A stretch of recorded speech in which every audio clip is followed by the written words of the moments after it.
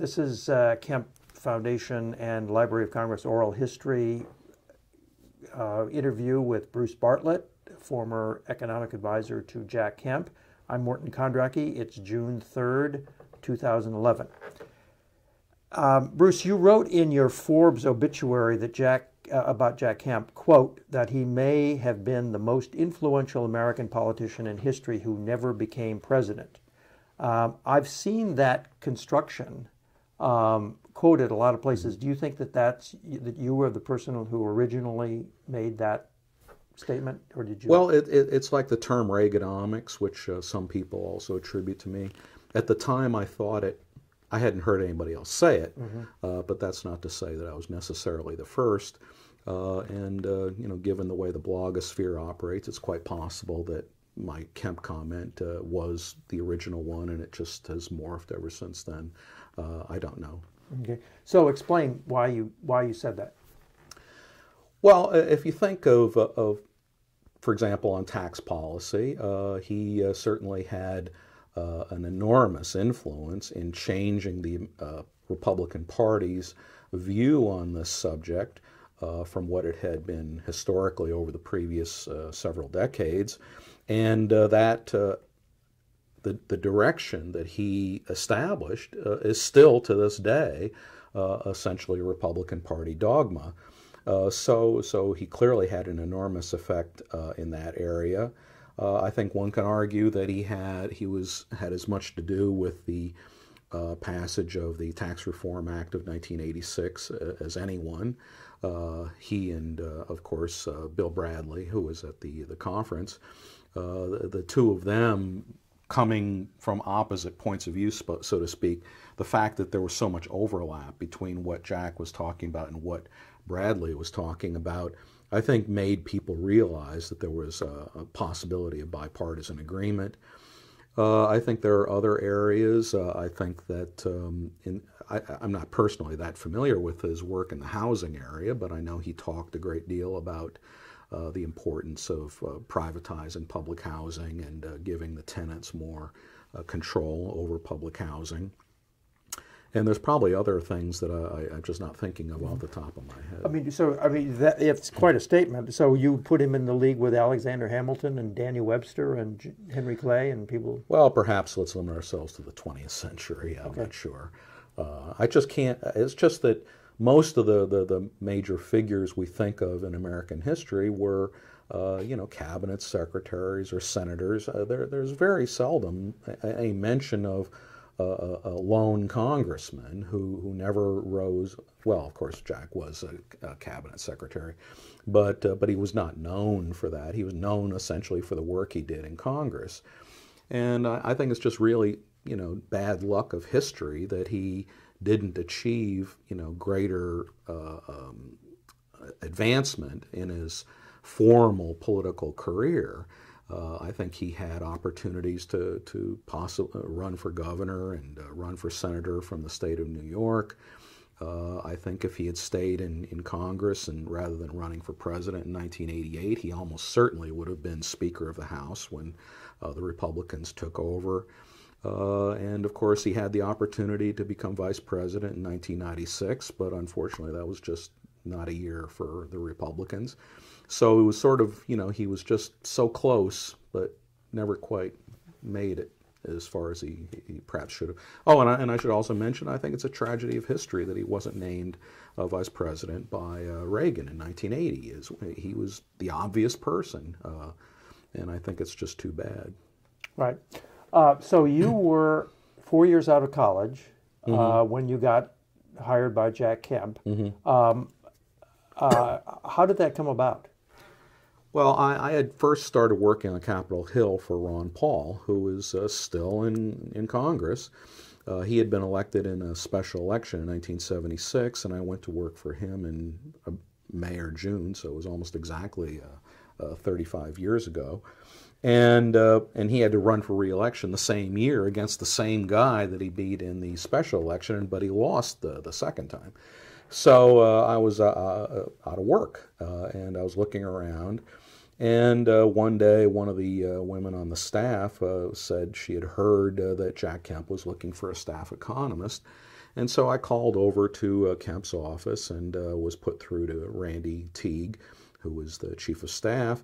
And I said, heard you're looking for an economist. And he said, yeah, but this position's been open for a couple of months. And he said, quite frankly, it's one of the premier, positions on the Hill for this sort of work. And I think he's told me they had actually interviewed over 100 people or some ridiculous number. And he said, we pretty much narrowed it down to 2 people, and we expect to make a final decision next week. Do you know who the competition was? Yes, it was a woman named Jan Olson, whom you may know, and a guy named Stu Sweet, who I can put you in touch with him if you want to. But Stu's background was that he had been one of Laffer's students at the University of Chicago, and Jan's background is that she had been working for Jim Buckley in the Senate, and he had just been defeated, I think, in 76, I guess, yeah. So she knew New York politics, plus she knew, she handled economic policy for Buckley. So quite frankly, both of those people were better qualified than I was. But in any event, I said, to Randy, it won't cost you anything to look at my resume. And he said, no, go ahead, stick it in the inside mail, which I did. And then the following Tuesday, I got a call from Kemp's secretary, Jan Olson, Jan Dorn. And she said Jack wanted to meet me that day. So I went over to his office around 4 or 5 o'clock in the afternoon. December 76? Yeah, approximately. I don't remember the exact date, but it had to be. I could check the date because when I got to Jack's office, he was putting on a tuxedo to go to a White House dinner, and he said it was the last state dinner of the Ford administration. So I could check that date if I could find that information. But anyway, as he was getting dressed, we chatted, and I remember distinctly him asking me if I was a supply-side fiscalist, and that was the term that was being used in those days. And I swear to God, I'd never heard that term before in my life. But I didn't have anything to lose, so I said, well, sure, who isn't, or something like that. And I think that's all he needed to hear, because he ran off, and then Randy and I went and had a couple of beers, and the next thing I know, I was hired. And over the years, I've asked Randy why they hired me, and he won't tell me. Maybe you can find out. I'd actually be curious to know. How long was your conversation with Kemp? Minutes. Minutes? Yeah, not more than 10, I would think. Like I said, he was running late for a White House dinner, and but I think it was essentially Randy's decision, and he just needed to, feel like he was part of the process. Mm-hmm. So what was it like? Incidentally, I should mention that the person I was replacing on Kemp's staff was Paul Craig Roberts, who had been there for a couple of years before that. And I can talk more about that if you want me to. But Craig had left to go to work as the Republican economist on the House Budget Committee in, I think, August of 1976. And so the position was empty for a couple of months before I replaced him. Mm-hmm. I mean, this was a big job, because Jack was this was Jack's primary interest, right? Well, he was clearly a rising star in the Republican Party, partly because of his background as a semi-famous football player. I remember clearly watching him in the 1965 AFL championship game. And of course, he was a very dynamic speaker, and you just knew he was a rising star. And he had, already been doing for a year or two previously some economic legislation. The main legislation that existed at the time I got there was something called the Jobs Creation Act. And part of the Jobs Creation Act was a 10% across the board reduction in individual income tax rates. And gradually, it became more and more focused on the individual side, and it morphed during the time I was working there. Do you want me to go into this now? Yeah. Okay. So I went to work. I went to work for Jack basically the 1st of January or thereabouts on 1977, and my job, and of course this was the beginning of a new Congress, so we had to re-sign up all of the existing co-sponsors who had previously been on the Jobs Creation Act, which we called JCA. And of course there were, freshman Republicans who had been elected. Among them was Dave Stockman, and David was very close to Kemp, and philosophically anyway. And Stu Sweet ended up going to work for Stockman. So I had to do that, and we also made some changes to the Jobs Creation Act, various things. I don't know. Randy had essentially drafted it, and it was a laundry list of tax cuts for corporations and things of that sort. But almost all we ever talked about was the individual side, and Jack was coming around more and more to the idea that corporations don't really pay taxes, people pay taxes, and so it doesn't really make much difference whether you're going to cut the tax on the corporate side or the individual side. What matters is the sort of the total burden on investment and saving and things of that sort. And also inflation was pushing people into higher tax brackets, and you had it wasn't quite full blown, but you had inklings of a tax revolt at the state and local level. And so more and more we were, interested in talking about the individual tax cut side of the Jobs Creation Act. And one of the before I had gotten there, someone, possibly Jude Whiskey, had introduced Kemp to the idea of a parallel between what he was doing and what John F. Kennedy had done to reduce the top tax rate from 91% to 70%. And I'm not sure there was a famous editorial in the Wall Street Journal that Jude wrote that may have been before that. I can't remember.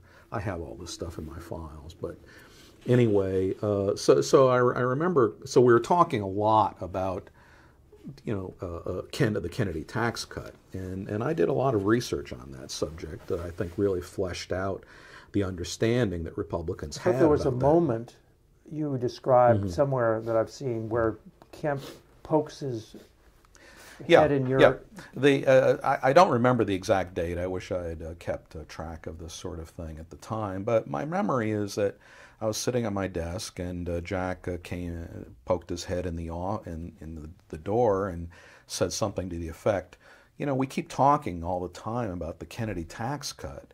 Why don't we just replicate it and do the same identical thing? And I said, okay, fine. And so... Do you have any idea how you were there a year, right? So... Oh, no, this was after I'd only been there for a couple of months. This was in maybe March, April, thereabouts, of 1977. And so, but just saying, let's duplicate the Kennedy tax cut, it wasn't obvious what that meant. Because obviously the tax code was different. It had already incorporated the Kennedy tax cut. We'd had a lot of inflation, a lot of other things.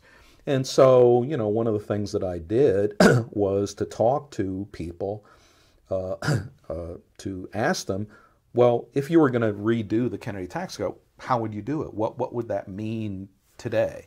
And one of the main people I talked with was Norman Touré, who was extremely important. And frankly, I didn't even realize how important he was at the time. But he had a private consulting business, and he had done an analysis of the Jobs Creation Act, which I gave you a copy of. And anyway, he was one of the people who was sort of in the Kemp orbit. And I remember talking to him, and he had been very much involved, much more so than I realized at the time, in developing the Kennedy tax cut. And in fact, the Miller Center has the transcripts posted on their website of conversations that John F. Kennedy had with Wilbur Mills, where it's clear that Kennedy got the idea for the tax cut from Mills, and Norman Touré was his staff economist. Norman was on the Joint Economic Committee staff for a number of years, and Mills was a member of the Joint Economic Committee and also chairman of the Ways and Means Committee, and a very powerful Democrat, especially in terms of tax policy. And it's quite clear that Norman gave Mills the idea that he then gave to Kennedy. So it was a. Now, I thought Touré was a capital formation guy. He was, but he knew about taxes. I mean, he was one of the premier tax economists of his generation. He had been the with the National Bureau of Economic Research in early 1961 when Kennedy was elected. He appointed a tax task force or something like that. I forget. I think Ted Sorensen might have been the head of this task force. I have some material about that.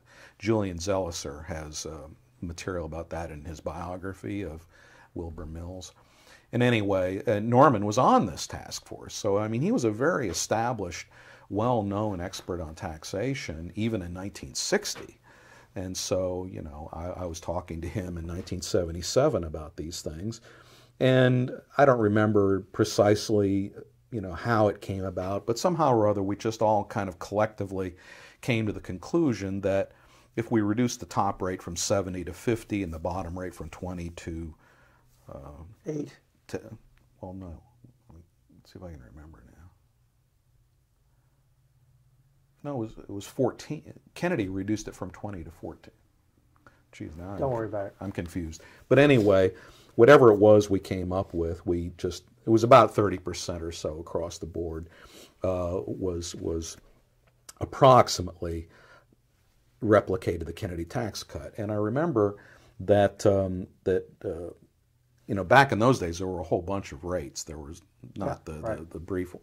And so we called up the Joint Committee on Taxation and asked them to draft the bill for us. And they said, well, what do you want us to do with the rates in between? We said, well, just kind of reduce them by about the same amount.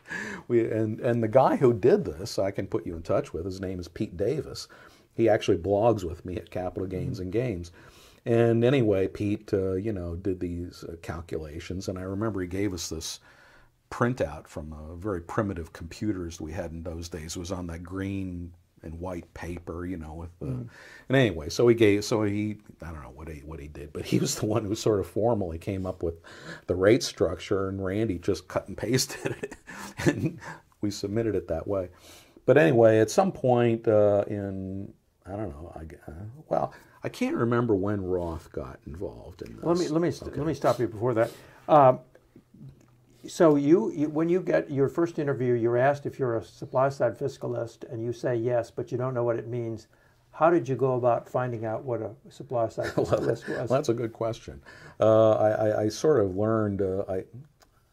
Well, first of all, Jack rather, had one of the things he did that was really quite exceptional in those days was he would have massive numbers of reprints of articles from the Wall Street Journal or in lots of other places. And Jack actually had his own printing press. He had an offset printing press in his office. That and we would make so like if you know there was an interesting editorial in the Wall Street Journal, we'd run off a couple hundred copies, and because Xerox machines were rather primitive in those days, you know, and they'd break down very rapidly, and so we had this little printing press, and we would print up these things, and we'd mail them around to people, and they would just have this. There was this, you know, how does a printing press work if you got an article from the Wall Street Journal? Well, what you did is there was a printing shop in the House of Representatives, and if you took them a copy of anything, a piece of paper like this, they would burn a stencil. You know, they had the technology to do that, and then once we had the stencil, we could simply run off of it. It was like a mimeograph machine? Sort of, except that it was an actual offset printing machine. And where was it in his office? We had a basement. I don't know what you'd call it. Annex.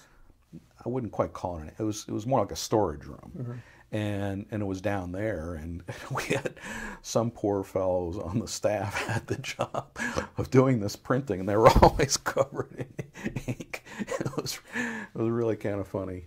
And anyway, so he had a ton of these things before I even got there, and so I read through those. And I guess around the time I went to work for Jack, Jude Whiskey, who had been, I can go into him more if you want to, but anyway, he had been editorial writer for the Wall Street Journal, and he had gotten a contract with Basic Books to write a book about supply-side economics. And Irving Kristol had gotten him a fellowship at the American Enterprise Institute. So he was in Washington writing his book at the same time, I had started to work for Jack, and Jude was around the office quite a lot and would send us draft chapters of his book as he was writing it. And of course, Art Laffer was around, and Mundell was not. I never met Mundell until many years later. But he was a presence, we knew of him. And there were others, Norman Ture, of course, and one of the things that I did, was to go through the Library of Congress and get copies of books and articles that these people had written. And I did a lot of original research myself that went into my Reaganomics book. I mean, basically everything in the Reaganomics book is what I learned on the job working for Kemp. And my job, what I tried to do in that book was just summarize, what we had come to learn and knew about the effects of tax policy on the economy.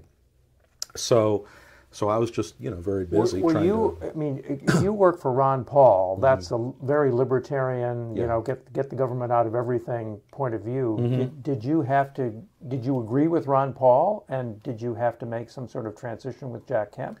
Well, that's an interesting question. It's true Ron Paul was very libertarian. I mean, as far as I can tell, his views have not changed one iota in 35 years. And frankly, I was a little bit skeptical about working for Kemp because at that time, Kemp tried very hard to convey a moderate image. Of course, that would be anathema to Republicans today.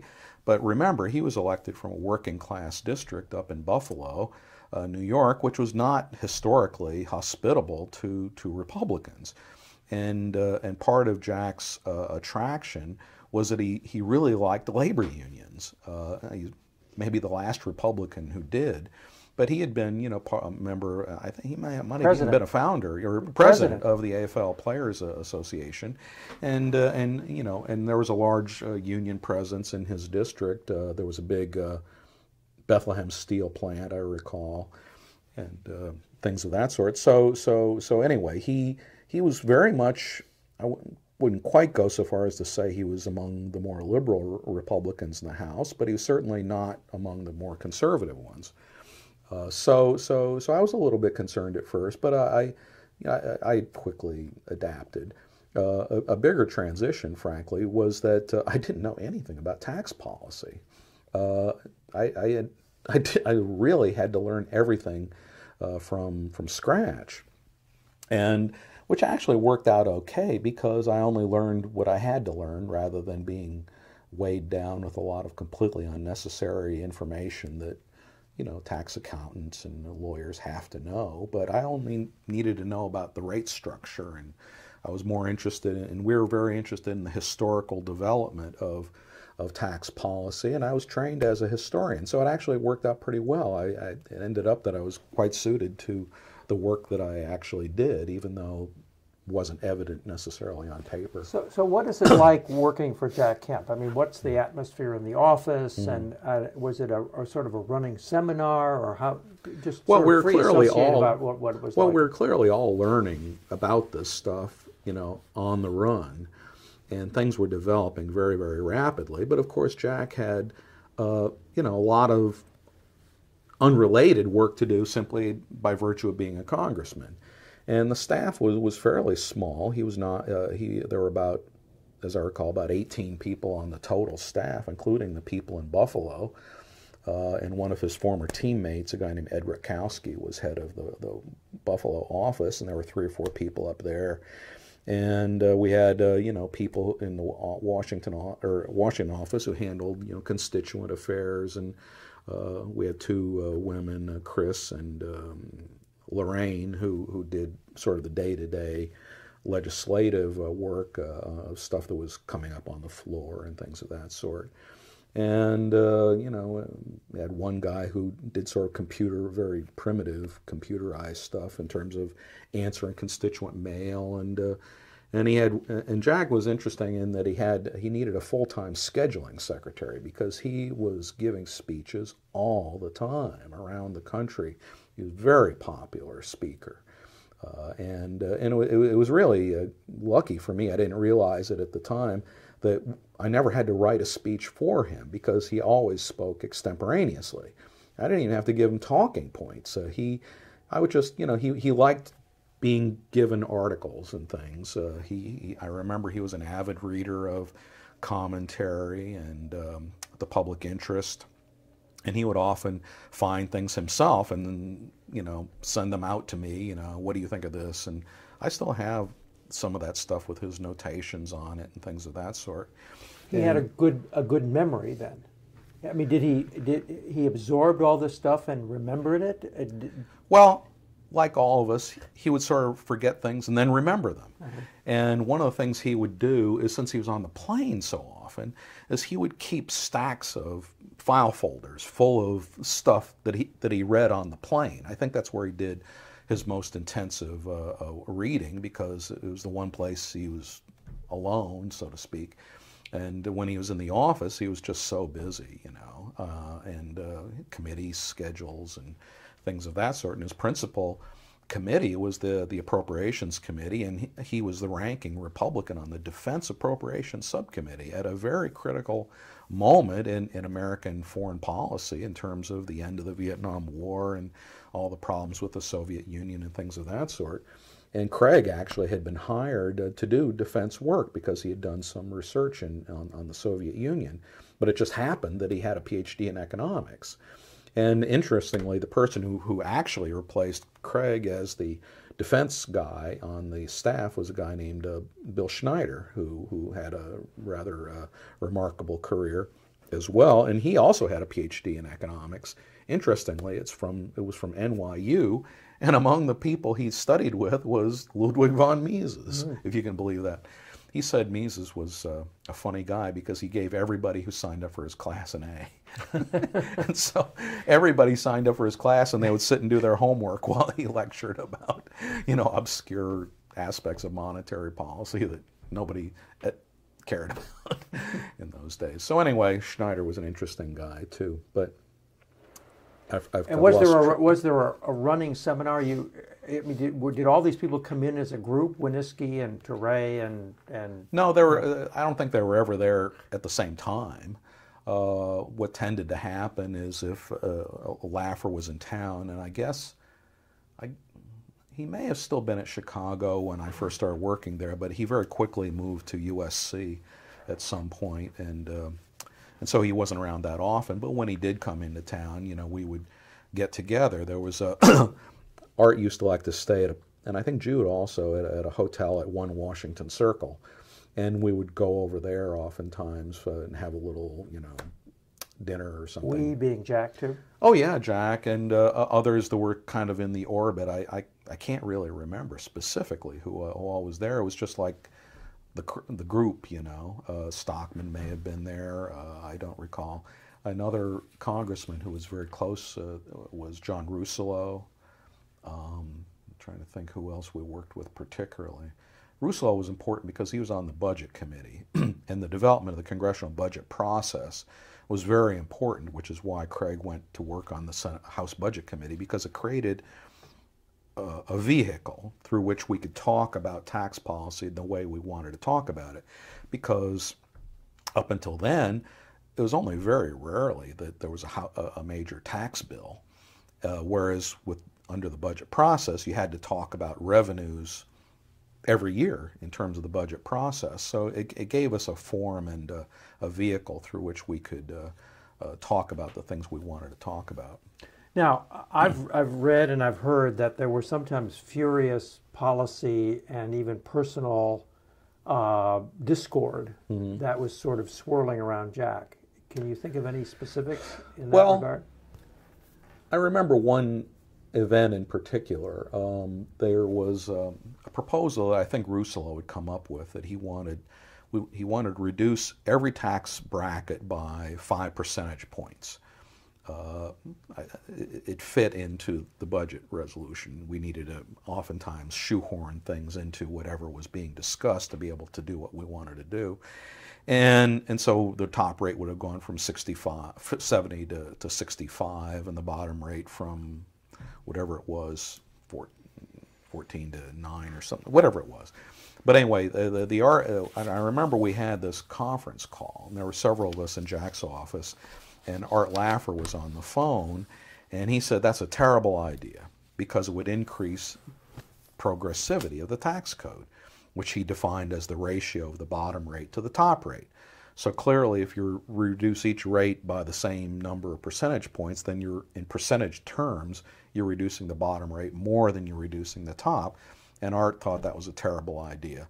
And for this created a little bit of a crisis for us, I remember. And I don't remember exactly how it was finally resolved, whether we dropped the idea or what. But that was one thing I remember in particular. I remember thinking Art's logic was stupid, but he was the guru. What did I know? So, what was Art Laffer's status with Kemp? Well, he was clearly. Jack respected him enormously, and of course Jude did too. So, he was the guy. I mean, he was the principal guru that we depended upon to really explain all this stuff to us when something came up. His interest was more theoretical, and Jude was more into historical and political stuff.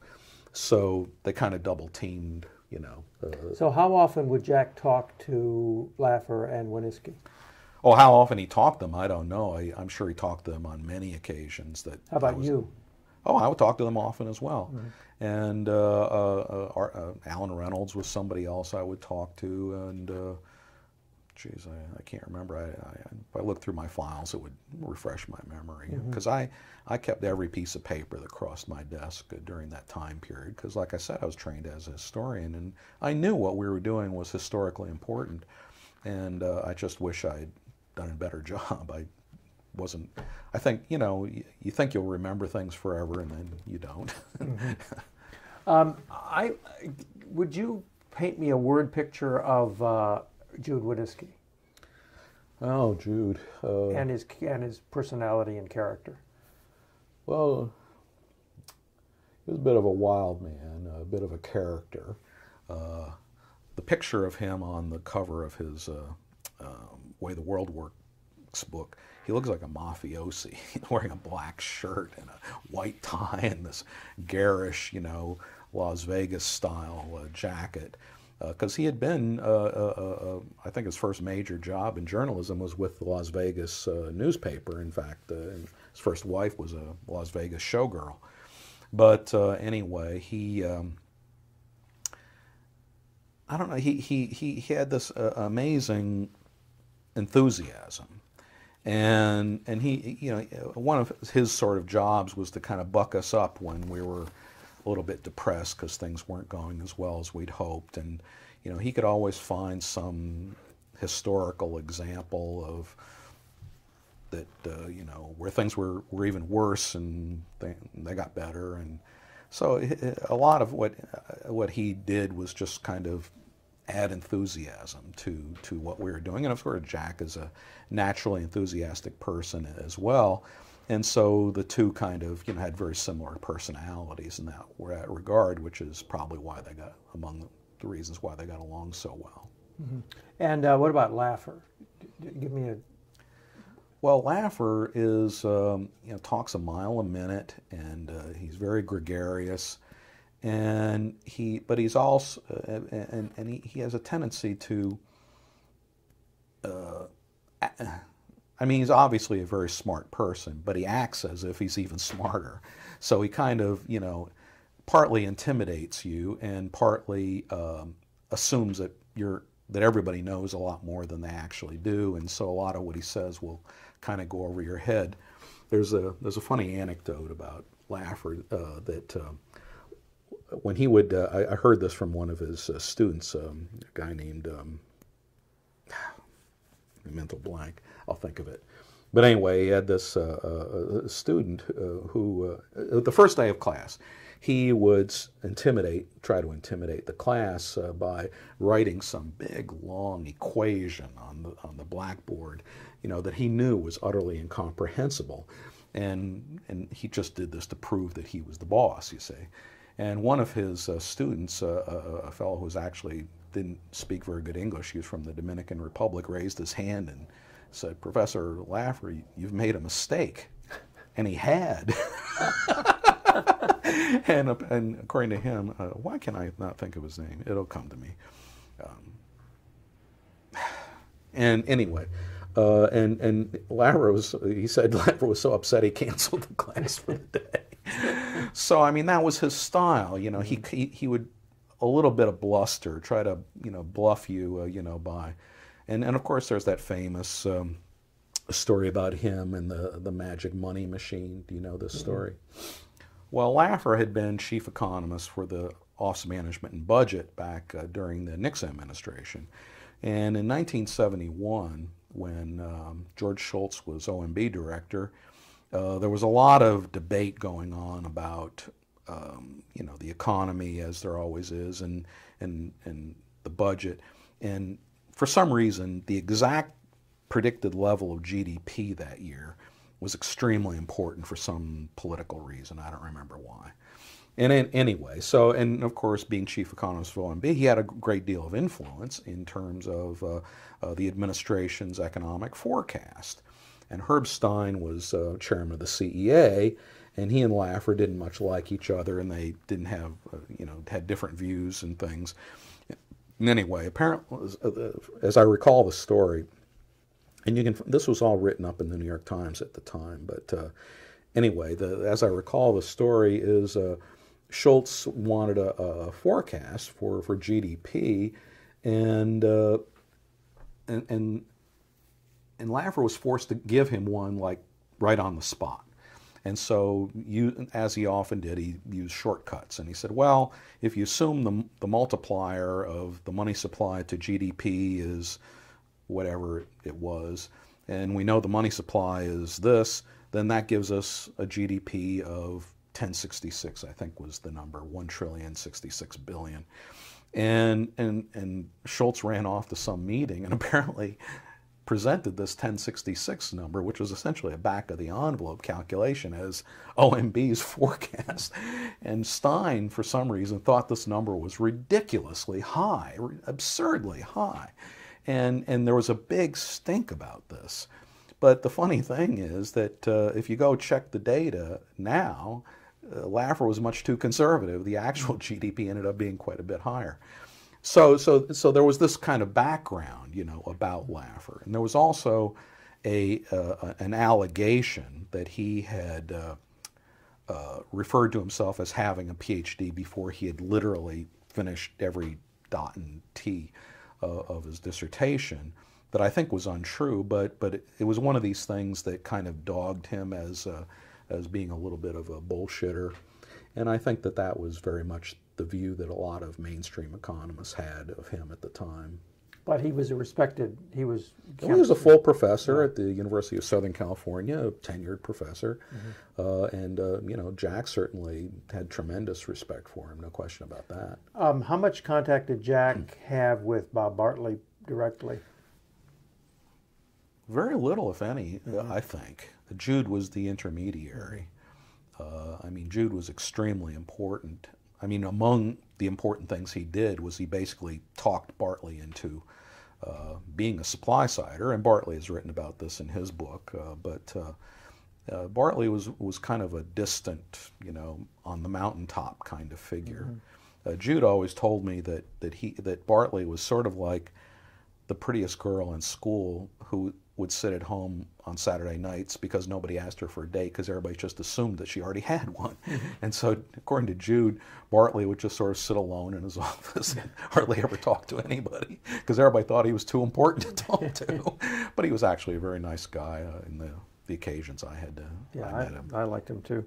What about Novak? Where does Bob Novak fit into all this? He wasn't really around at the time that I recall. I don't think I even met him until some years later. But he was certainly he and Jude were clearly friends, and I think it's I think at some point, and I wish I knew more about this. Maybe it's in Novak's memoirs. He just decided Kemp was a rising star, and I think he was looking to. I mean, his bread and butter was, historically he and Novak, Evans were, domestic politics and a lot of foreign policy stuff. But I think Novak was always more interested, had some interest in domestic economics, and he was smart enough to see the inklings of a tax revolt and saw that Kemp was a rising star. And I think at just some point he just kind of latched on to Kemp and as just somebody to keep an eye on, and I think they eventually became a pretty good source for Novak as well. Right. What about Irving Kristol? Well, Irving was another one of these sort of mountaintop figures. I don't know to what extent Jack. I don't remember him physically being around or ever talking to him. Jack might have. I don't know, but we were certainly aware of his work. He in those days wrote pretty often for the Wall Street Journal, and of course he edited the Public Interest, and so we would avidly read his work. To what extent there was a personal contact, I don't recall. Well, now there's a whole philosophical element to this about this is the death of Keynesianism. Mm-hmm. You're there right at the time when right. people were declaring Keynesianism dead. Right. And Kristol was one of the people saying that something new is being born here, right? Well, of course, as you know, the Public Interest published Jude's first article. Let me go back a little bit. My understanding is that Jude's first introduction to, we'll call supply-side economics, was in 1974. The American Enterprise Institute held a conference in Washington that was organized jointly by Laffer and another economist named David Meiselman, who was more of a Chicago school monetarist type. And it was on international, inflation or something like that. And Mundell spoke at this event. And a couple of years, he was then, I think, at Columbia.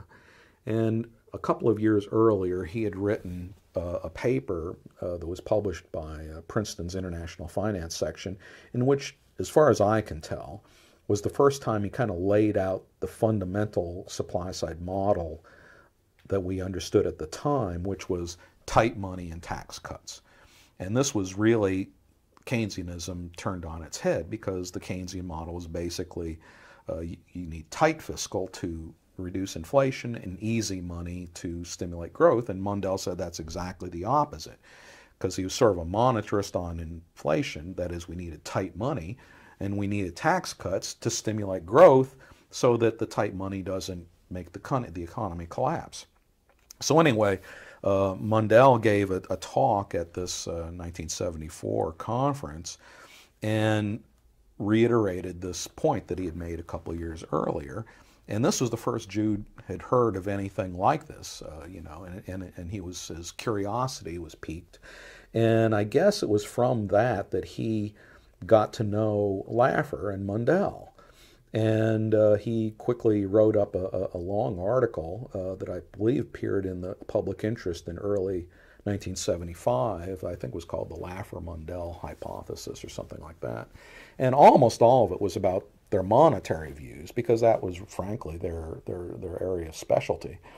And but there was this long footnote, several hundred words long, in which he digresses and talks about tax cuts, and he puts in there this stuff about the Laffer curve, and as far as I'm aware, that's the first place that ever appeared in print, and it was just in a footnote, and so that was in early '75, and of course that had been published by Kristol, and as I said earlier, Kristol had arranged for Jude to, because he was also, among his other jobs, he was an editor at Basic Books. And I assume he was responsible for having Jude's book accepted, and I don't know the precise timing of when he wrote up the proposal and when it was accepted and all that kind of stuff. But it must have predated at some point after the article appeared and sometime before he showed up at AEI in early '77, you know, that must have happened. I don't know the exact dates. So did Kemp actually read all these articles? Oh, yeah. Mm-hmm. I mean, you could tell because his notations were in the margins and things like that. And he would oftentimes, you know, circle a paragraph and say, you know, look into this, or what do you think of this, or find out more, or, you know, some sort of notation like that. Mm-hmm. Very common. It was, and like I said, he would do a lot of his reading on the plane. So when he would come back, you know, piles of paper would come out of his office and kind of got distributed around among the staff, you know, with notes that he had made while he was flying. His own office, I've heard, was a mess. I mean, the desk, piles of paper. His desk certainly was. One of the things that happened right as I went to work for him is he moved his office from the Cannon building over to the Rayburn building. And I remember his secretary telling me she had like a Polaroid camera. She photographed his desk very carefully to make sure that every pile of paper got put back in the same exact spot on his desk. And there were pretty big piles. And one of his things was he had these file folders all over the place. None of them were ever labeled or anything. He would just stick papers into them, and then when he had to go on a trip, he would just grab one of them sort of at random, and that was when he would get caught up, you see. And so he would sometimes, I remember, he would pull a folder off the bottom of the pile, and I would find him responding to a memo that I'd sent him months earlier that he hadn't gotten around to reading, and now all of a sudden he read it. He said, "Great stuff, would you do this?" Blah, blah. And he was just, you know, it was always, you know, it was really kind of funny. I mean, you know, messy desks, sometimes people think that people with messy desks have messy minds. Oh, no, it was, well, you know, I mean, you know enough people. I have a messy desk, by the way.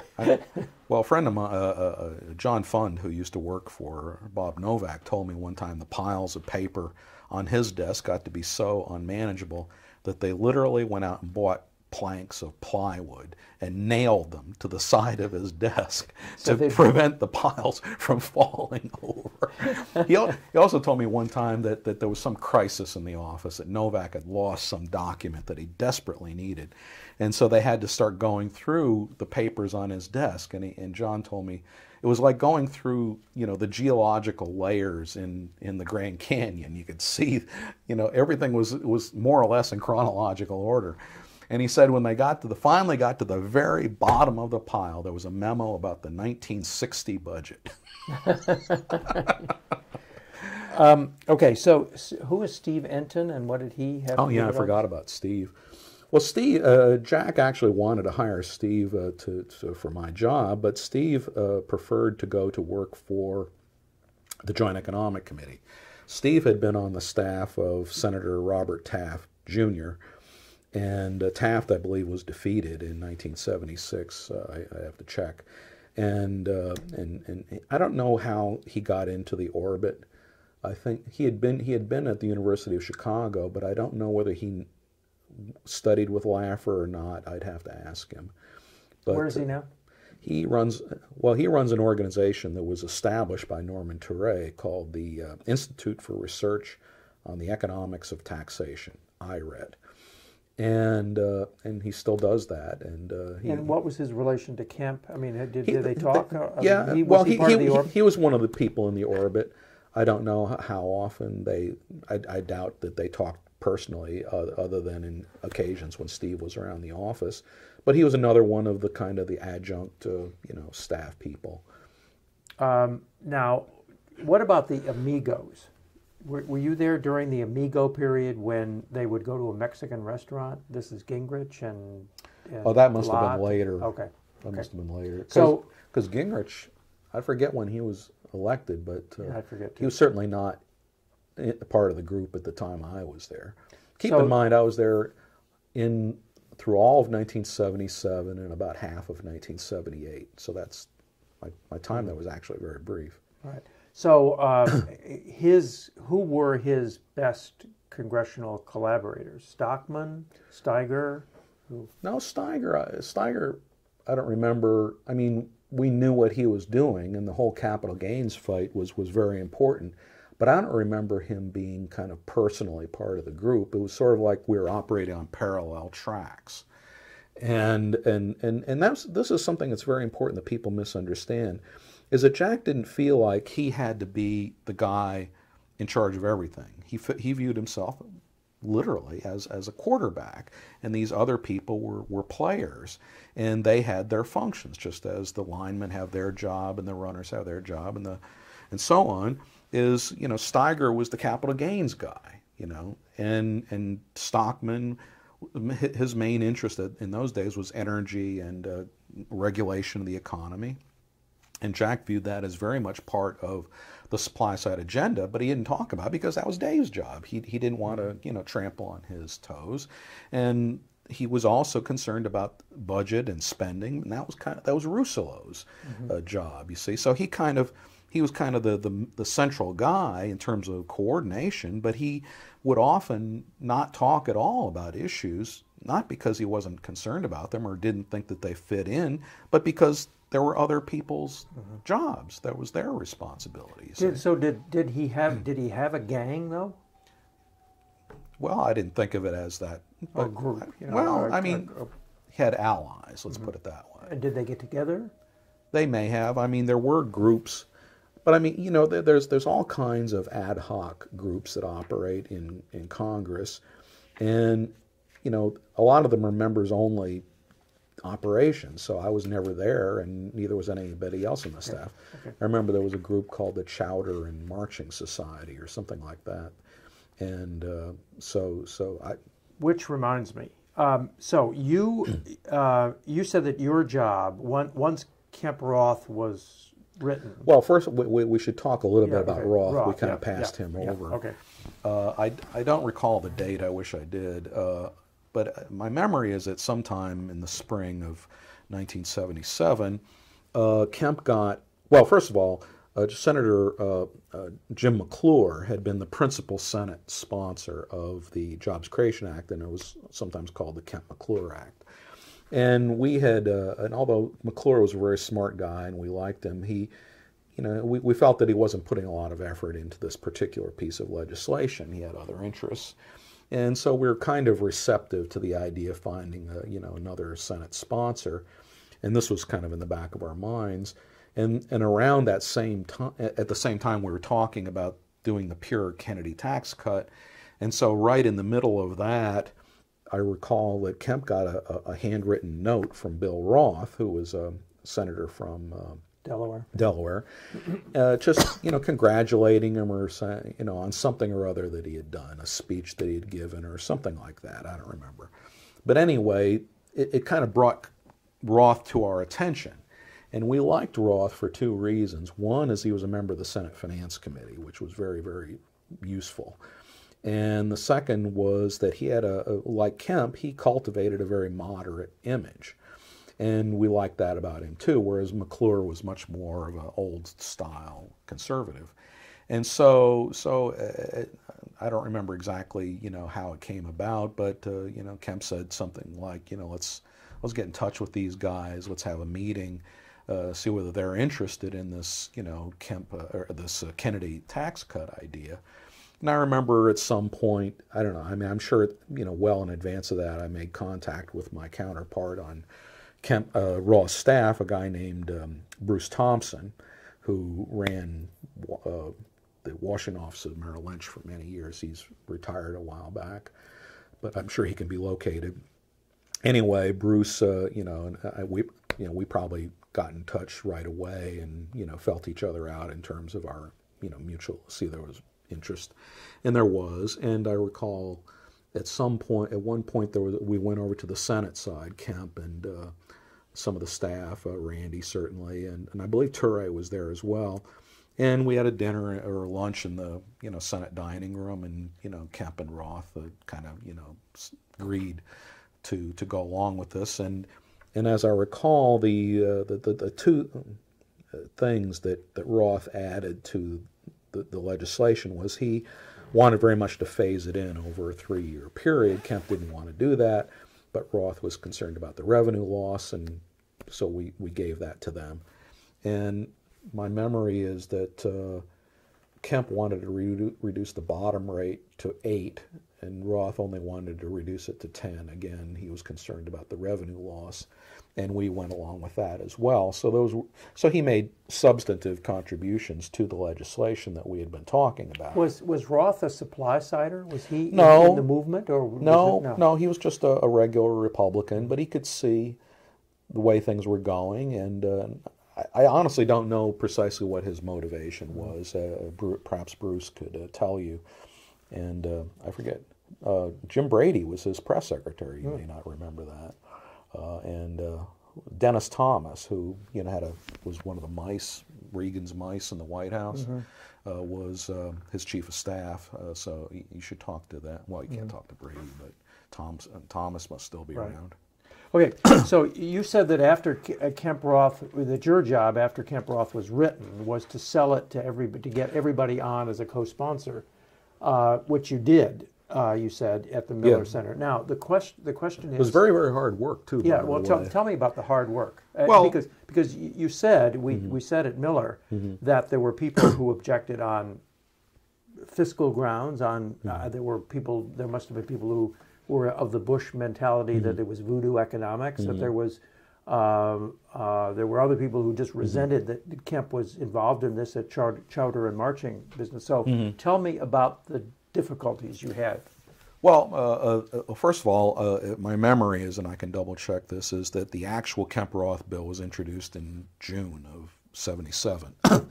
And I remember we had a press conference, and the only actual reporter who was there was from the Delaware newspaper, as I recall. In other words, it didn't exactly make a splash. And so was it a press conference that Kemp and Roth had? Yeah. And who attended? Well, there was a very small group of people. Like I said, the only real reporter I recall being there was from the Delaware paper. There may have been a few others, I don't remember. But it was, I mean, you've been to these kinds of press conferences. It was mostly staff people and a lot of empty chairs. So it was not auspicious by any means. But anyway, I started working on getting the co-sponsors. And, as with a lot of these things, the first, I forget how many Republicans were in the House at that time. My recollection was about 160. So, you probably got the first 100, like that. Then it was just kind of slogging. Sometimes it was, resistance on the staff level. Sometimes it was just hard time getting through to people, playing phone tag and the usual kind of stuff. But there were at least a few members who were just adamantly opposed. And, well, the two whose names I remember, one was Chalmers Wiley, who was a very old line Republican. I think he was the ranking Republican on the House Banking Committee. He represented Columbus, Ohio. And it was basically the deficit. How can we cut taxes when we have a big deficit? And the last person I remember to co-sponsor was John T. Myers, who was another old-style Republican from Indiana. And I can't remember. I might have even talked to Myers personally. I can't remember. I remember whoever it is I talked to, whether it was him or his staff, there was a certain okay, you win. You worn me down. I'm the last guy, and so he signed on. But I should mention that the leadership was very supportive from the very beginning. John Rhodes was the minority leader, and even though he was pretty much, he had been elected in the Eisenhower, year 52, so he'd been around forever, and he signed on very quickly. Bill Brock, as we discussed at the Miller Center, was extremely important. I think his motivation was more political. He just saw this as a good winning issue for a party that was down pretty badly because they had lost the White House and had very small numbers in the House and Senate. And they were looking for a way to get up off the mat. And so Brock's support was very important. Ronald Reagan was important in a very indirect sort of way, because he had a lot of money left over in his campaign after the '76 race when he ran for the nomination, and he used this money to establish an organization called Citizens for the Republic. And I remember being in contact with them. I remember being in contact with people at the RNC and the Republican Congressional Committee and places like that.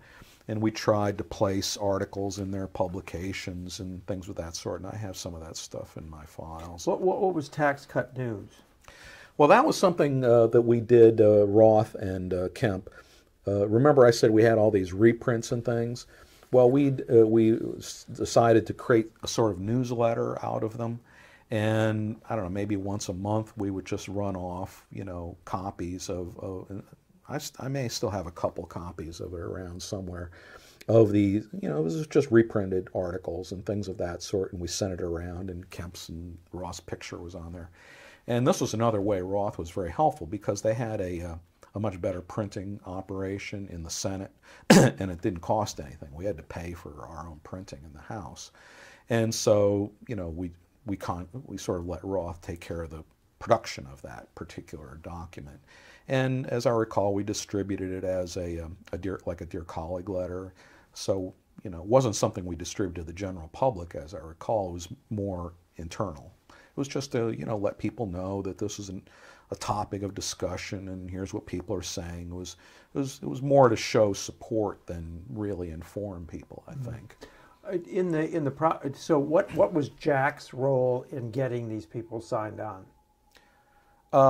There may have been some cases where he needed to talk to a member personally, but I don't recall it. That sort of thing is almost always done at the staff level. Mm-hmm. I would just call over to some office and say, can I talk to the LA in charge of tax and economic policy? Actually, in those days, most congressmen only had one legislative assistant, so you would just call and ask to talk to the LA. And say, we'd like you to co-sponsor this, and, they might have some objections and might have to send material over in the inside mail, and, whatever needed to be done, Okay. So were there any of these people who were resentful of Kemp's intrusion into tax policy?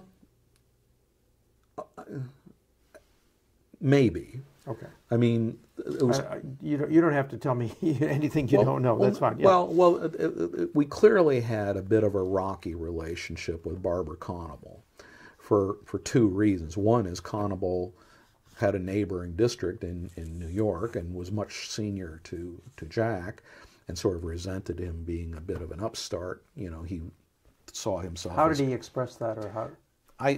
This may have been relayed to me indirectly through Jack. I'm not sure. Maybe Randy. I don't know. And of course, he was the ranking Republican on the House Ways and Means Committee, and so he felt, both because he was the senior congressman Republican in the New York delegation, and because he was the ranking Republican on Ways and Means, that he was sort of, Jack should defer to him in terms of tax policy. And we had I recall that we didn't exactly get along with the House Ways and Means Committee Republican staff very well. But you got them. Well, they didn't have any choice. They were like these other guys. They were, again, the leadership's endorsement was very, very important, because it showed that we were not cowboys off by ourselves, and so it wasn't really so a lot of the discussion that was perhaps superficially about substance, like, what do we do about the deficit, was indirectly about some of these other political and interpersonal and those kinds of things. But that was where Jack, that was his job, was to take care of those problems. When it dealt with the members, Was it Jack who got Rhodes, who convinced Rhodes to do it? I don't know exactly how that happened, but I assume so. Brock may have had a lot to do with that. I'm not sure. How did Democrats respond to the proposal, and especially to the Kennedy analogy? They mostly ignored us. I don't recall any really substantive involvement, discussion by the Democrats during the time I was there. It was only much later in '78, after the passage of Proposition 13 and things of that sort, that it became, a hot issue, that they really kind of started to focus on it. Right. So how much time and energy was devoted by you and Kemp to monetary policy? None while I was there. Mm-hmm. My recollection, and There are other people, obviously, John in particular, I'm sure, who disagrees about this. But during the time I was there, it seemed to me that Jack and the other supply-siders were essentially monetarists on monetary policy. I mean, Jack worshipped the ground that Milton Friedman walked on. And like I said, Mundell, it seemed, to my understanding, was essentially a monetarist. He said we needed to reduce the growth of the money supply to stop inflation. And now he was just saying, to my ears, the exact same thing Friedman was saying. Which is to say that the Fed should tighten interest rates. Well, they needed to tighten growth of the money supply. Yeah. I mean, that was the key thing that really kind of distinguished the monetarist view in those days, is they didn't really talk about interest rates. The Keynesians talked about interest rates. The monetarists talked about the money supply, which Keynesians basically ignored. They didn't think that was of any importance whatsoever. So it was very. How do you control the money supply? Well, the Fed increases the money supply when it buys Treasury bonds, and it reduces it when it sells bonds. And so we felt all they needed to do was just, sell bonds, soak up excess money in the economy, and stop buying bonds, and just control the money supply, which we felt that they could do. But the Fed didn't want to do that because they were afraid that it would reduce, create a recession and reduce growth and that sort of thing. So it was but the dynamic, there's always a trade-off between unemployment and inflation, or at least at that time, it was formalized even in something called the Phillips curve, and so really it was sort of a political question: is what's the worst problem? Is it unemployment or is it inflation? And it would change. And I think throughout the 70s, it was clear that as time went by, inflation began to become more and more of a serious, not just substantive problem, but a political problem that allowed policymakers eventually, and in particular in 1979, when Volcker took over the Fed, to adopt a more aggressive anti-inflation policies than they would have been able to do a few years earlier, because everybody would have been afraid that it would raise unemployment. But eventually, you didn't have any choice. Right. I mean, the era that you were with Kemp, you had very high inflation and high unemployment. That was the nadir of I guess Carter had just been elected, right? So it wasn't quite as bad as it became by 1980, but it was pretty bad. Oh yeah, no question about that. But see, the way we liked to talk about the problem was about, in terms of the interaction between inflation and the tax code. We talk a lot about how workers got pushed into higher tax brackets when they got a pay raise and things of that sort. So that was almost the only way we ever talked about that problem. Again, I would remind you that I don't know who is sort of the inflation guy or the money supply or the Fed guy, our go-to guy in Congress on that issue at that time, but I'm sure there was probably somebody that in Kemp's mind is the leading guy on that issue, and I'll just defer to him. So Jack never talked about going on the gold standard? Or not anything? while I was there. Really? Never. That came much later. Mm-hmm. And I've often wondered about that. I mean, clearly that came from Jude. But I don't remember Jude ever talking about that stuff either, and I don't remember it being in his Mundell-Laffer article either. I'd have to double check. My belief is, and I think I might have mentioned this to you, at some point there was an old economist named Roy Jastram who wrote a book called The Golden Constant. And I have it in my library downstairs. I can double check the date, but I think it came out in 1977 or thereabouts. And Jude wrote a long laudatory review, as I recall, in the Wall Street Journal. And I think that's where Jude got the gold standard bug. This would have been what year? I'd have to double check. But do you think it was after you left? Yeah, I'm almost certain about that. Okay. And I think Jude, as he often did, talked Jack into it. But I don't remember any discussion of that when I was there. Jack was just a very standard monetarist in the Milton Friedman mold. I can't prove that, but that's what I think. Okay. Why did you leave Kemp after so short a period? Well, Jude was really responsible for that. See, Jude had this scheme that he wanted the election in 1978 to be very much about supply-side economics, and he had some contacts with a guy named Perry Duryea, who was the minority leader in the House in the New York State Assembly. And Jack, you have to remember, all the time I was there was a lot of talk about Jack running for governor or maybe senator. I think at some point he decided he didn't want to do that and he was going to run for Senate, but he wanted to wait until Javits retired. So anyway, at some point Jack decided he wasn't going to run for governor in 1978, and Duryea was like the next guy in line, so he was, you know, he was going to be the Republican nominee. And Jude had a contact with him, and he talked me in and talked them into hiring me to go work on Duryea's campaign in order to, you know, spread the gospel, so to speak. And the idea was that New York State would also have some equivalent version of the Kemp Roth bill, and we'd cut taxes and, you know, Proposition 13 and all this kind of stuff. And so anyway, Jude talked me into this, and they ended up hiring me. And so I went up to... Did he have to talk Kemp into letting you go? No, honestly, I don't think Kemp was too sad to see me go. I'm not. Why? Well, he certainly didn't try to talk me into staying. Let's put it that way. Or maybe he thought it was just a good idea. I don't really remember the nature of the discussion. I mean, Jude was sort of so much involved in all of this. I can't remember.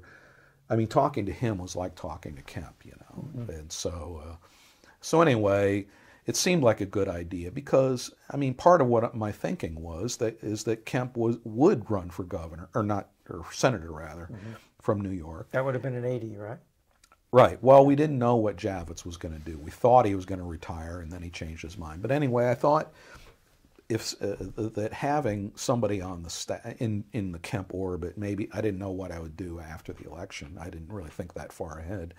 But I thought having some experience in Albany, knowing the ins and outs of the state government, and, you know, making contacts among the political types there, would, you know, stand me in good stead, you know, in terms of maybe going back to work for Jack or doing something else I didn't know.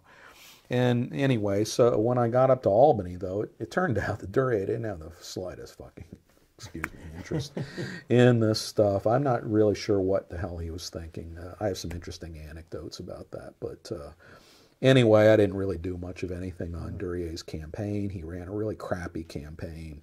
He was defeated, even though he was like 20 points ahead in the polls when I went to work for him. And, you know, the day after the election, I didn't even bother to give notice. I just left. So did Whiskey have a master plan for Jack? Did Jack? He may have. He never disclosed it to me. Perhaps Randy knows. But I mean, Jack was just, and Jude were just too. You know, they were so close. Like I said, you know, talking to one was like talking to the other. They must have been. I don't know, actually know, but I assume they talked very, very often. Yeah, because there was obviously this Laffer-Winskiy plan to have Jack run against Reagan in '80 so he could be the vice presidential nominee. Well, keep in mind that there was still this whole question about the Senate. There was, you know, the open until the very last minute when Javits kind of, you know, double-crossed Jack and decided to run again.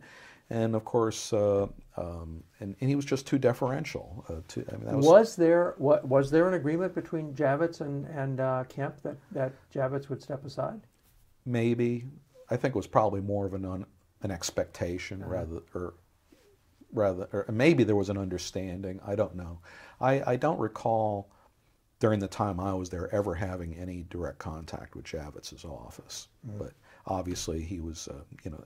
He and Jack must undoubtedly have met on numerous occasions. I don't know. So how much contact did you have with Jack while you were on the JEC staff or with Jepson? Not much. I tried to talk Jack into getting on to the Joint Economic Committee, but he chose to get onto the Budget Committee instead. And, you know, I mean, I would, you know, whenever I was on the House side, I would go visit them. And, you know, we were in contact and, you know, but not as close. I mean, I sort of was like, Anton, just one of the group, one of the orbit. But, I had my own interests and my own agenda and, doing different things. And also, there's a lot less, maybe it's not true today, but in those days, the House and the Senate were much further apart than the geography would suggest. You were tended to operate in your own sphere. And of course, once the Kemp Roth bill passed in '81, that kind of put an end to my part of, that was the end of that, Right. So did you stay in any way kitchen cabinet or? Yeah, I think so, but it was more, I think it was more that I was interested in what they were doing more so than they were interested in what I was doing. Did you support Jack in '88? Oh, wait a minute, just a second. Let's stop it for a second. I was asking, did you support Jack in '88? Did you get involved in the campaign? No, my recollection. Let's see. In 1980, let's see, 5, I guess, I went to work at the Heritage Foundation and was there until 1987.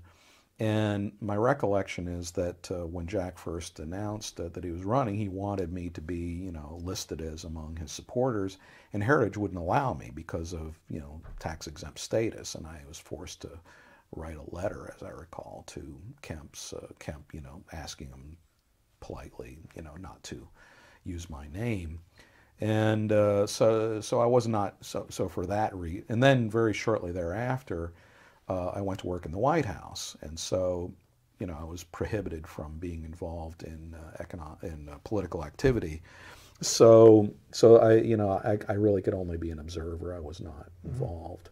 I did think that it was a mistake for Jack to run, but why? I didn't think he had a chance of winning. Yeah, because of Bush. Yeah. Jack opposed.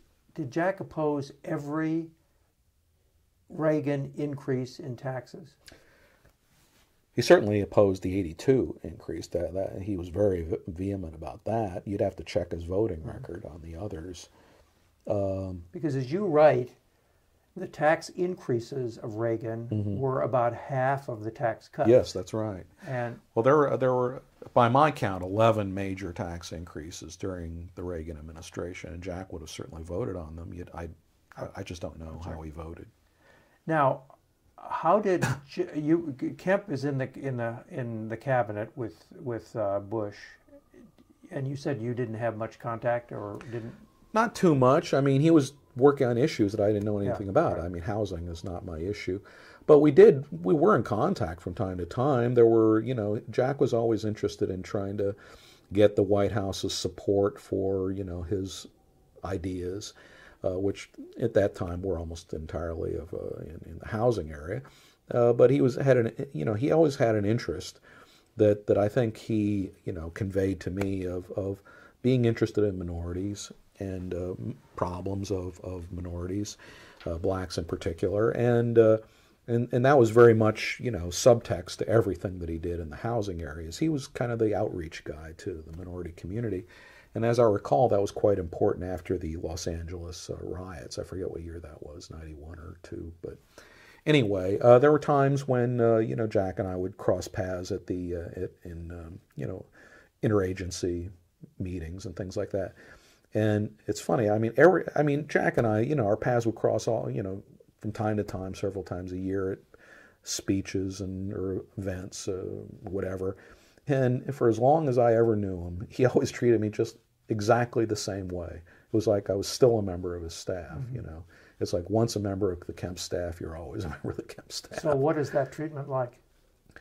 Well, it was certainly not a peer relationship. I mean, he clearly was the boss and I was the staffer, and that's the way it always was. So what he was that way with everybody. Does that mean? What does that mean? Well, I mean, it didn't bother him to ask me to do things, like he would ask. Jack never traveled with an entourage, you have to understand. He didn't have people following him around, being in charge of doing, things for him.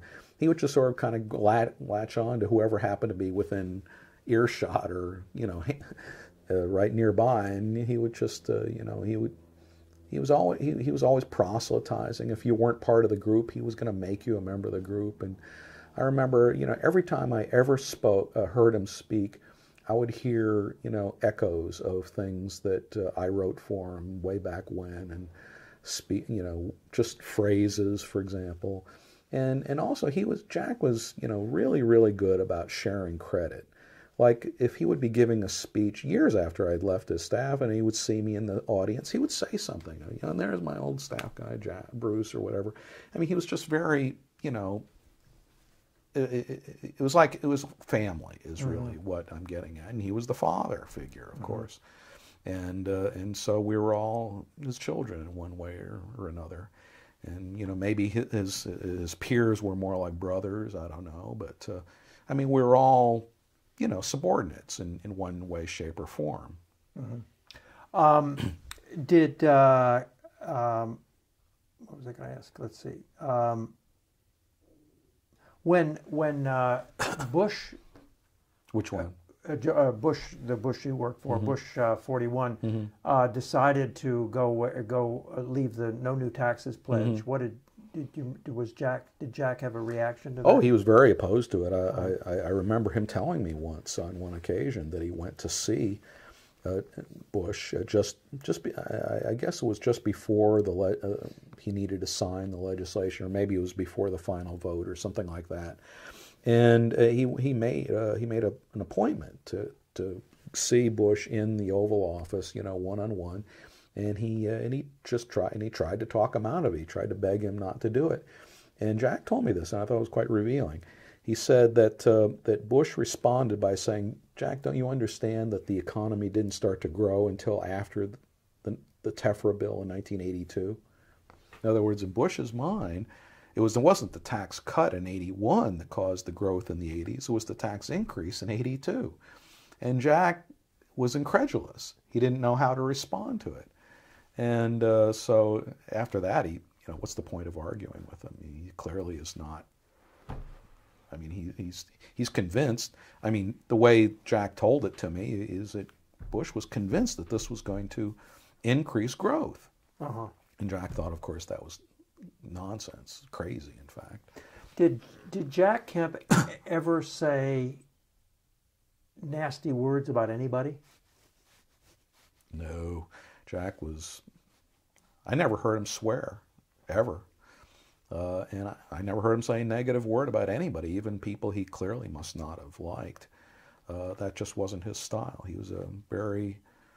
maybe had stuff bottled up inside of him, but I never saw it. From everything I ever saw, Jack, is what you saw is what you got. He was the same person in public as he was in private. He was the same person talking to some black kid from the neighborhood about why supply side economics is good for blacks or whatever. He was very, very transparent.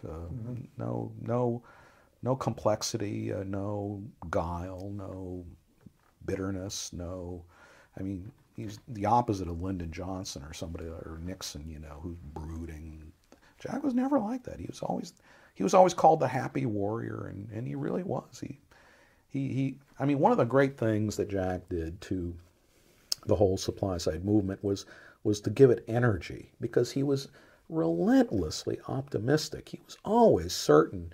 And that's why I think he and Reagan, got along so well, because Reagan was exactly the same way. What's that old anecdote about Reagan, that if he'd see a pile of, what? Yeah. Right. Jack was exactly the same way. He always thought success was right around the corner. If we just needed to convert, one more person or something, I don't know. He was amazingly energetic. And of course, me being more of a normal human being, I'd get depressed and think this is hopeless and we're never going to get anywhere. And, but Jack would always, buck people up, and that was part of his job. Do you remember any specific incident of that? No, but I know that one thing Jack could do that is a very underappreciated ability in politics is he could say the same identical thing 1,000 times with equal enthusiasm every single time.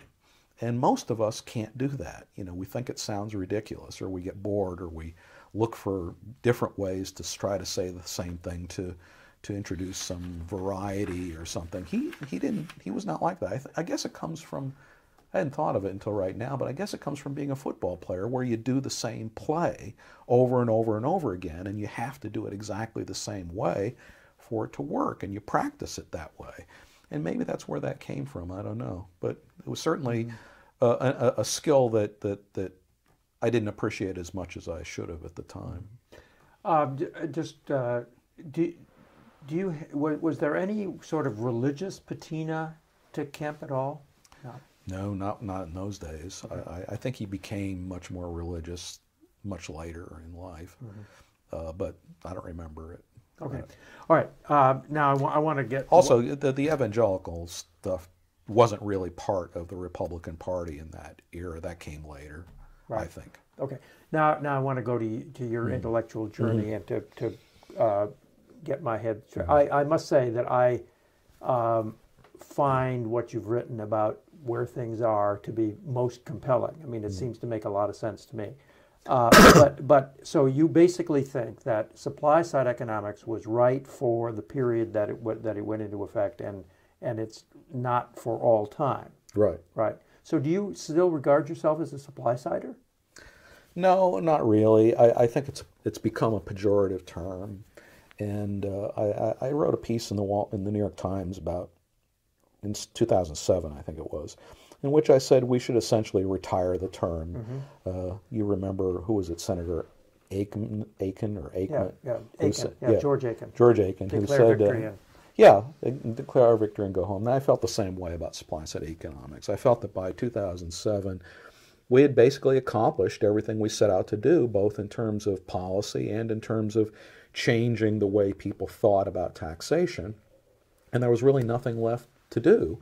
And maintaining this term supply-side economics, I think, simply created a barrier between people who essentially agreed with each other, but they just didn't like the idea, for whatever reason or another.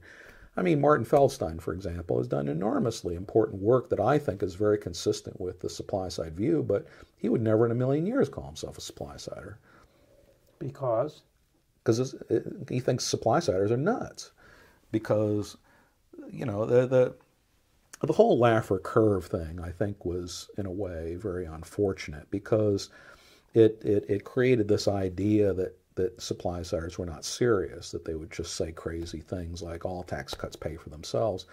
And the funny thing is, that's probably what most Republicans believe today. So I sort of feel like... Does Laffer believe that? I don't think so, but he never actually says anything that would contradict the general Republican view.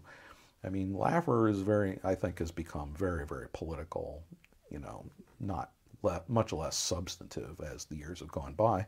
And of course, he left his teaching position many years ago to become a very wealthy, consultant. And he even ran for the. You may not remember this. He ran for the Senate from California. And so I think he views himself, as a lot of Republicans do, as, you know, my job is to try to, support them as much as I can, and if that means prostituting myself, then that's just part of what you got to do. Does he actually say, one of the things I need advice about, by the way, is we're going to do an oral interview with Laffer in a couple of weeks. So that's one question. Do tax cuts pay for themselves? And well, for one thing, Art never. He never said that. Do you have my New Economy book? Yeah. Yes. There's a lot of. I went through the history in there pretty carefully. Well, that's okay. And it's so I have. I talk about what Laffer said and when he said it, because I'll check it. One of the things that I did is see, one day, part of the reason I wrote that book is one day I just realized that I was forgetting stuff, and I needed to write it down so I wouldn't forget it. And one of the things that I did is I went back through all the congressional testimony and things of that sort to see what people said and when they said it, and Laffer was one of the people I did that for, to see what he said and in what context.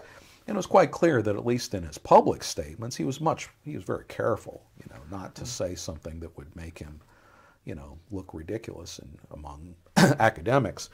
And in fact, there was one hearing where he testified with Joe Peckman, and Peckman said, "I agree completely with," and of course he was the famous Brookings economist, who was, in a way, or what's the term, bête noire? Bête noire, yeah. Yeah, I mean he was sort of the leader of the Keynesians in tax policy, so he thought everything we were doing was nuts, and so for him to say, "I pretty much agree with everything Laffer said," both shows, that Laffer was more careful when it was important to be careful, and that we were probably having a little bit of an impact on Peckman as well. Mm-hmm. So the Keynesians sort of did accept at a certain point the Laffer curve. I mean, it is that. Well, nobody ever denied policy, that it would work in theory. Yeah. But the question was, what will the actual results of this particular policy be? Mm-hmm. And I know that, to my knowledge, Laffer never did an actual formal revenue estimate, but Norm Ture did, and another guy who you may know, Michael Evans, who was another sort of, he sort of joined the supply side club once at somewhat of a later date for reasons I can go into. But anyway, the two supply siders who did a formal estimate said the Reagan tax cut was never going to pay for itself, or at least not for a really long time. And when I say pay for itself, I mean revenues would get back to where we started. I mean, you'd still have all of the revenue loss up until that point, you say. So I think, I mean, my own feeling was that the main argument we were trying to convey was simply that you don't lose $1 of revenue for $1 of tax cut if it's done in the right sort of way. And, I think I don't recall anybody ever specifically saying this publicly, but at least in my own mind, I thought maybe we'd get back a third. And this was important, remember, because of the Budget Act, is that you had to have a provision in the budget resolution permitting a tax cut if you wanted to have one. Otherwise, it was subject to a point of order. And the constraint was a dollar constraint. So you could have a tax cut of whatever, $100 billion, and you'd have to have a tax cut that would be measured by the Joint Committee on Taxation as not losing $1 more than $100 billion, you see. So if you were doing a supply side sort of tax cut where the Joint Committee would say this will lose $100 billion, we were saying no, it's only going to lose $70 billion. And that was important because we could then have a bigger tax cut if our view of the revenue feedback was taken into account. And so that was really what all this was about, was squeezing it into the numbers that we were permitted to have. And that's what the debate was really all about. It was just about revenue estimating. Mm-hmm. And I think, as time has gone by, people have pretty much come around to accepting that, in principle, tax cuts, pay for themselves to some degree. And I think Larry Lindsay did the most careful research on the Reagan tax cut in his book, and I think he said 30 or 40%. I don't remember what. It's in my book somewhere. Mm-hmm. I just don't remember what exactly his. The point is that those tax cuts increase productivity, increase investment, and therefore build GDP. Actually, the most important thing that they do is they reduce the incentive to shelter income. If you're paying 70 cents on the dollar, then it clearly say you're much better off saving $1 of taxes than earning $1 of income. And so there was this huge proliferation of tax shelters in the 70s. I remember, somebody trying to talk me into, buying a rail car so that I'd get the investment tax credit and depreciation, this and that. And there was just crazy stuff that people were into. And also it was in the 70s that you really started to see the beginnings of labor contracts and just things workers were doing to get more benefits, which were tax exempt, health, pensions, insurance, etc., in lieu of, increases in cash wages. That was to a very large extent driven by taxation.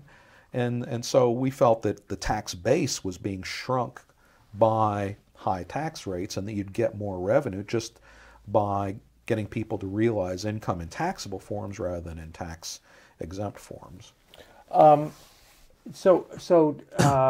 When you, so is your position? Well, do you have any allies among your former supply-siders with your view of what the economy ought to be? No, not really. No, we really? don't talk anymore. Uh-huh. I mean, the thing is that I mean, one of the things from writing that New American Economy book which it didn't sell for crap, but I learned an enormous amount by writing it that was very, very helpful to me, because the first two chapters really go through the Great Depression and Keynesian economics. And this is kind of funny. The premise of the book was that there's cycles in economic policy, that a theory overturns the existing order, gets accepted, is proven successful, and then it gets overused and therefore sows the seeds of its own destruction. And so my idea was to have this parallel between Keynesian economics and supply-side economics, that they went up and then came down. And I felt that, like I said earlier, that supply-side economics had pretty much achieved what it set out to do. But the problem was that the book came out right at the point at which Keynesian economics all of a sudden made sense again. Mm-hmm. So the basic premise of the book made no sense. But anyway, like I said, I did all this research, and it convinced me that the problem that we've had over the last several years has been a problem of inadequate demand. I mean, basically, I agree with just about everything that Paul Krugman has been saying on this subject over the last 3 or 4 years. And I think the idea of cutting taxes in a situation in which you have inadequate demand is nuts. It's just crazy. Remember, the whole inflation thing was extremely important to the whole development of supply-side economics, because you could argue that inflation is the result of too much demand and not enough supply, right? So if you increase supply and you hold demand constant, then you're going to reduce inflation. And that was what we were talking about all the time, was that we want to create more goods and services because that will have a salutary effect on inflation. But the Keynesian view was that tax cuts increase the deficit increases inflation. So what we were proposing was massively inflationary in the Keynesian model, you see. And if you go back and look, you'll see that every prominent Keynesian critic of what we're doing, mainly they argued that what we're trying to do would be inflationary. But remember, our view of inflation is that it was purely a Federal Reserve phenomenon. So our feeling was, if the Fed stays tight on the money supply, there can't be inflation, no matter how much the deficit grows. And in fact, the first article I ever had in the New York Times back in 1979 was on exactly this point. I said, a balanced budget amendment won't have any effect on inflation because inflation doesn't have anything to do with the deficit. But it was a widely accepted view, and still is. So I've lost my train of thought. Your train of thought was well, basically, it's simply that times are different. Yeah. Economic circumstances are different.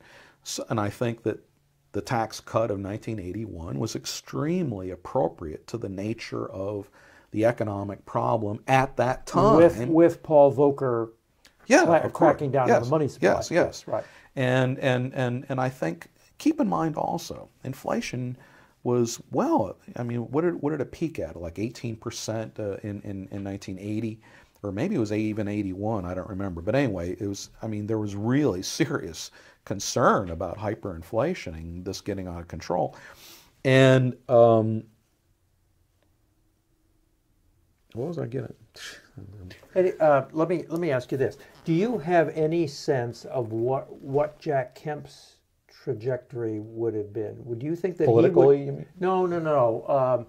In terms of economic theory, today, you mean? Yeah. If he were still on? Would he agree that tax cuts are the answer to every problem?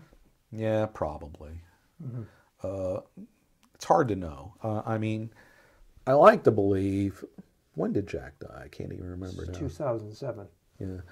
Well, I'd like to believe that he would be, a voice of common sense and you know, fight some of the craziness that's going on out there. But I never saw any evidence that he did that during the time that he was alive. I think at some point he just kind of retired, you know, mentally and as well as sort of physically, and just turned his attention to other things. And you know, unfortunately, I didn't really see him or talk to him very much in the last few years. So I don't honestly know what he was thinking about, you know, the Republican takeover of Congress or the George W. Bush administration or any of that kind of stuff. You know, what can I say? It's one of the he seemed like he was in such good health until the very end. I didn't feel any urgency about going to see him. And, you know, we all make these mistakes. I wish to hell I spent more time talking to Norman Ture, but a lot of things I learned about him, I didn't learn about it until after he was dead, and then I couldn't ask him about them, you know. He's just one of the, like your parents or your grandparents or something. They're just around, and, you know, you don't take advantage of opportunities, and that's why I'm, you know, so happy you're doing this.